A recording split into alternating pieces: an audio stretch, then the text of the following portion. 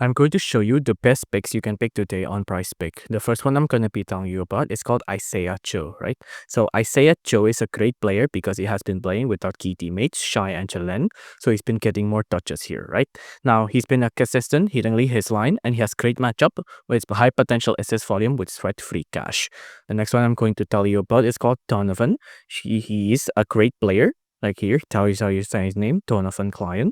So just type this in, Donovan. Now, he's a great player because he has over rebounds. All of the starters are out, so he's playing more minutes. And when he plays 25 minutes, he usually clears his line. Lakers give up a lot of boards to be the center. Now, the last one I'm going to be telling you about is the classic Stephen Curry. So, Stephen Curry.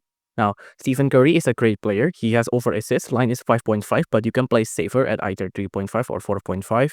He's been facing Clippers, a team he's historically done well against his assists. It's a great matchup as well because Clipper allows a lot of assists in the area. Curry usually does a lot of assists.